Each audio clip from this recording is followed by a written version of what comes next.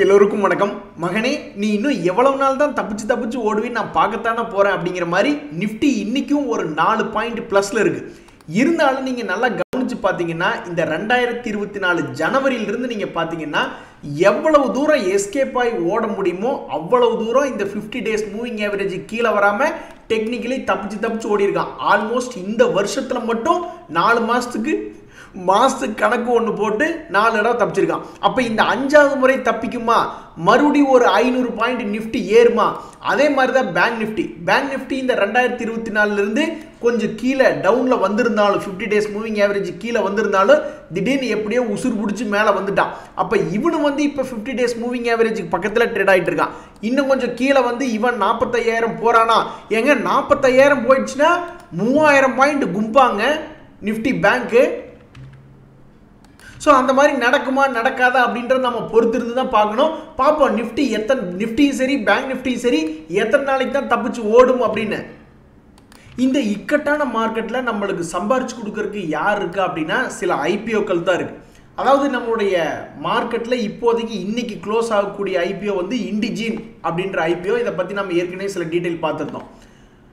அவனுடைய grey market premium இன்னைக்கு கடைசி நாள் இப்பவும் ஒரு 56% லிஸ்டிங் கெயின் கிடைக்கக்கூடிய வாய்ப்பு இருக்கிறதா சொல்றாங்க.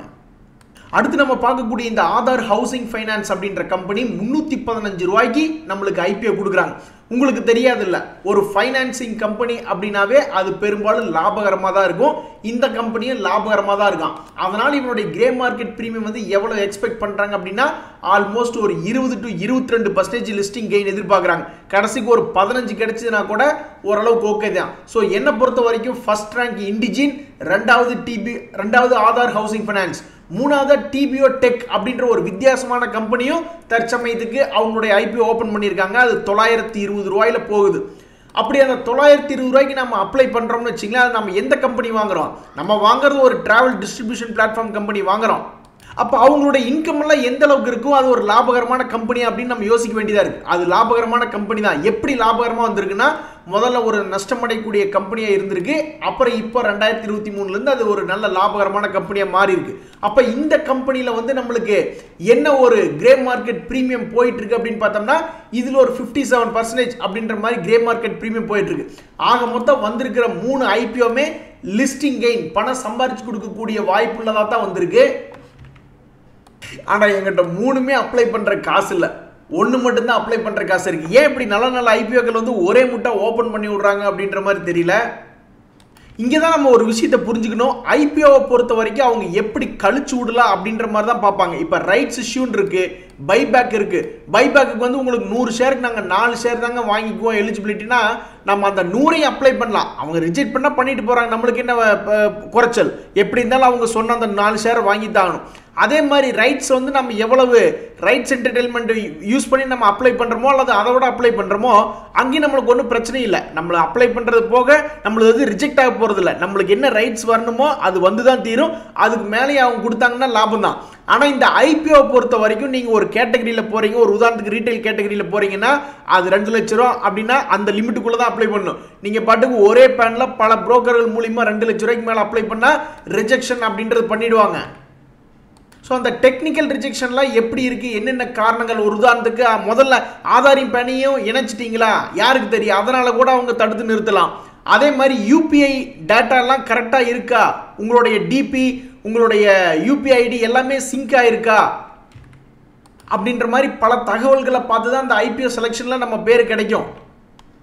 வேறு என்ன கார்பரேட் ஆக்ஷன்ஸ் நம்மளுக்கு பணம் சம்பாரிச்சு கொடுக்கக்கூடிய வழி இருக்கு சமீபத்தில் அப்படின்ற மாதிரி நம்ம பார்த்துட்டு இருக்கீல. இந்த லேட்டஸ்டா ஒரு போனஸ் ரிலேட்டடா ஒரு 2 ஷேர் வந்துச்சு, ஹிந்து பெட்ரோ, பிபிசிஎல். அந்த 2 என்ன நியூஸ் வந்ததோ அதே ரேட்ல தான் ட்ரேட் ஆயிட்டு இருக்கு. இந்த அஜந்தா ஃபார்மா 2414 ரூபாய் இருக்கு போகல, அவங்களுடைய பைபேக் நியூஸ் வந்தது. ஆனால் அது ஒரு 50 ரூபாய் இறங்கி தான் ட்ரேட் ஆயிட்டு இருக்கு.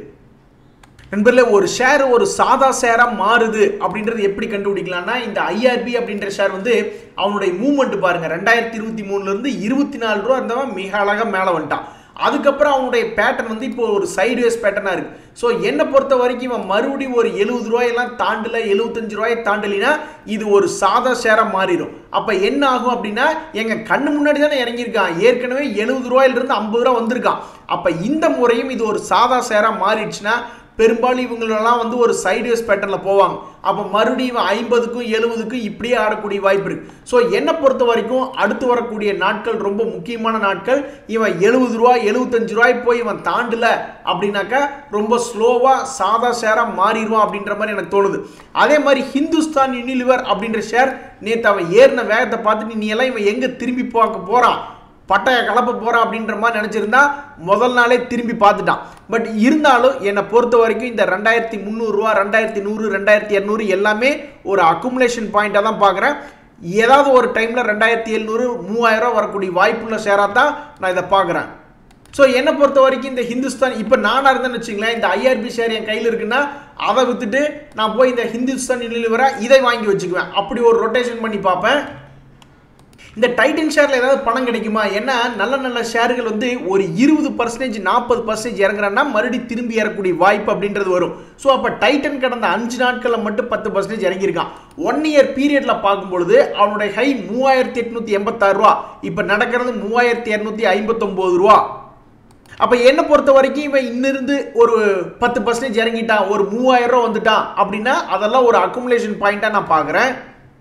ஆனாடா சமீபத்தில் இந்த ஐஜிஎல் ஷேர் எடுத்திருந்தா கூட டபக்குன்னு ஒரு 10% லாபம் கொடுத்துட்டான், நான் இல்லைன்னு சொல்லல. பட் இருந்தாலும் இவனுடைய வசந்த காலம் திரும்பி வருமா? 2022 23 24 ஏறவே இல்லை. 24 நீ முடிய போகுது, 6 மாசம் டபக்குன்னு ஓடிடும். அப்ப இந்த சமயத்தில் அவனுடைய வசந்த காலம் 600 ரூபா வரைக்கும் வர வேண்டியது இருக்கு. அது வருவானா அப்படின்றது ஒரு கேள்விக்குறியா இருக்கு. பட் அது வர்ற வரைக்கும் என்ன கஷ்டம், டிவிடெண்டை வாங்கிட்டு பேசாம உட்காந்துக்க வேண்டியதுதான். நண்பர்களே, பெரிய பெரிய ஆளுகள்லாம் வந்து பயங்கரமா அடி வெளுத்து விட்டுட்டு இருக்காங்க ஷேர் மார்க்கெட்ல. அப்ப இதுல இருந்து என்ன தெரியுது அப்படின்னா நம்ம பணத்தை ரெடி பண்ணி வச்சுக்கணும். பிடிலைட் பாருங்க, திடீர்னு அவன் பாட்டு இறங்கிட்டான் ஒரு 5%, அதுக்கப்புறம் வோல்டாஸ் ஒரு 6%, அதுக்கப்புறம் டாக்டர் ரெட்டி அப்படின்றது இறங்கியிருக்கு. எல்லாம் ரிசல்ட் இம்பாக்ட் தான் மோஸ்ட்லி.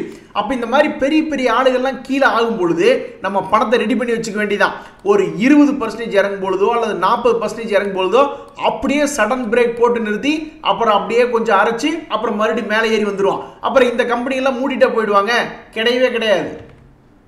எந்த ஒரு கம்பெனியும் தொடர்ந்து லாபம் பண்ணி கொண்டே இருக்கும் பொழுது அவங்க க்ளோஸ் பண்ற வாய்ப்புகள் ரொம்ப ரொம்ப கம்மி. இந்த சமயத்தில் வந்து ஏதாவது ஒரு ஷேர்ல ஏதாவது ஒரு பணம் கிடைக்குமா அப்படின்ற மாதிரி தேடிக்கிட்டு இருந்தேன். இந்த டேட்டா மேட்டிக்ஸ்னு ஒரு ஷேர் ஒன்று பார்த்துக்கிட்டு இருந்தேன்.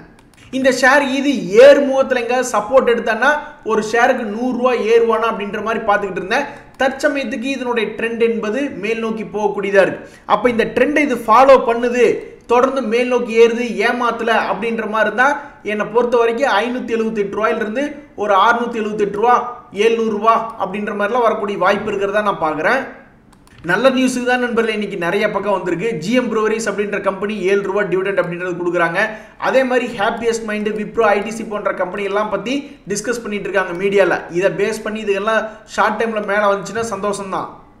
இன்னைக்கு முக்கியமான நிறைய கம்பெனிகளுடைய ரிசல்ட் வருது. ஆனால் எதை பார்த்தாலுமே நல்லா வெடிச்சு சதற மாதிரி தெரியல. டாடா பவர் ஆகட்டும், எல்டி, ஹீரோ மோட்டா கம்பெனி எல்லாம் ரொம்ப ஸ்லோ மூவிங் கம்பெனி மாதிரி தான் என் கண்ணுக்கு தெரியுறா.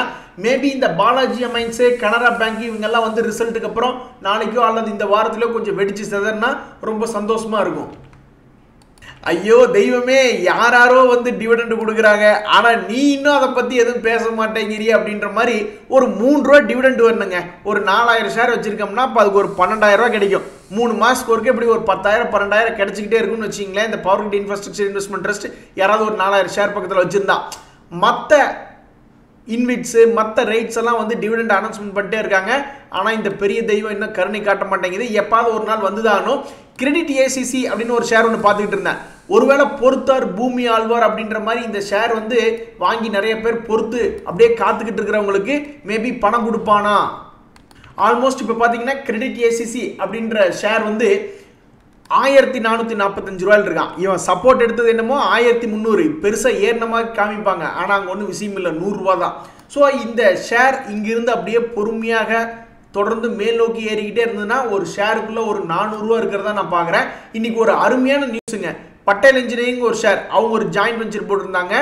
அதில் அவங்களுடைய பார்ட் இதில் பாதி தான் வரும். பட் இருந்தாலும் அந்த ஜாயின்ட் வெஞ்சருக்கு ஒரு 343 கோடி ஆர்டர் கிடைச்சுன்னு சொல்லி ஒரு 3.5% ஏற்றி விட்டாங்க. இந்த மாதிரி நம்மளுடைய ஷேர்கள் அடிக்கடி நிறைய கான்ட்ராக்டுகளை ஜெயிச்சு நம்மளுடைய போர்ட்ஃபோலியோவை பச்சையாக வச்சுருந்ததுன்னா ரொம்ப சந்தோஷமாக இருக்கும். நண்பர்களே, நான் ஒரு 2 ஷேரை தொடர்ந்து வாட்ச் பண்ணிக்கிட்டே இருக்கேன் ஒரு 2 மாசமா. ஆனால் அவனுடைய 2 பேர் எனக்கு டிமிக்கி கொடுத்துக்கிட்டே இருக்கானு. இந்த ஏயு ஸ்மால் ஃபினான்ஸ் பேங்க் அப்படின்ற ஷேரும் இவன் இந்த இடத்துல சப்போர்ட் எடுத்திருக்கா. இவன் சப்போர்ட் எடுத்தானா மேலே 800 ரூபாய் போய் தொடணும், இன்னும் போக மாட்டேங்கிறான். ஒரு 2 மாசமா அப்படியே இருக்கான். இந்த ஏஷியன் பெயிண்ட்டுமே மார்ச் மாசமே சப்போர்ட் லெவலில் வந்து விழுந்துட்டான். அங்கிருந்து ஒரு 200 ரூபா 100 ரூபாய் ஏற்றி காட்டுறான், ஆனால் மறுபடியும் இறங்கிடுறான். அதுக்கு காரணம் இந்த க்ரூட் ஆயில் ஃப்ளக்சுவேட் ஆகிறதுனால தான். ஸோ அப்போ இந்த ஏஷியன் பெயிண்ட்ஸ் முதல்ல வந்து அவனுடைய ஹையர் எண்டை தொடுவானா இல்லை ஏயு பேங்க் வந்து முதல்ல தொடுவானா அப்படின்றது ஒரே கன்ஃபியூஷனாக இருக்குது. நீங்கள் எந்த ஷேர் உங்களுடைய மனம் விருப்பம் அப்படின்ற சொன்னீங்கன்னா நான் போய் அதை எடுத்து வச்சுக்கலான்னு தான் பார்க்குறேன்.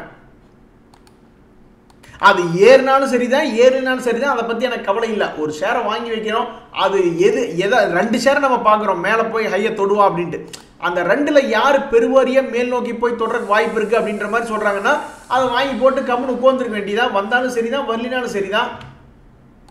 நான் என்ன கடன் வாங்கிய ஷேர் மார்க்கெட்டில் போடுறேன், இருக்கிற காசை போட்டு பார்த்து ட்ரை பண்ணி பார்க்க வேண்டியதானே நண்பர்களே. இந்த ஸ்பார்க் அப்படின்ற கம்பெனி அவன் பாட்டுக்கு இறங்கி 40% மேலே இறங்கிட்டான். இப்போ என்னடான்னு பார்த்தா அப்படியே முருகா இந்த ஃபாலை நிறுத்து அப்படின்ற மாதிரி தடுத்து நிறுத்திட்டாங்க போல. ஆல்மோஸ்ட் இன்னைக்கு 2% ப்ளஸ்ல ட்ரேட் ஆகிட்டு இருக்கு. ஆல்மோஸ்ட் உங்களுக்கு பார்த்தீங்கன்னா 450 ரூபாய் எங்க 200 ரூபாய் எங்க ஆண்டவா அப்படின்ற மாதிரி இருக்கு.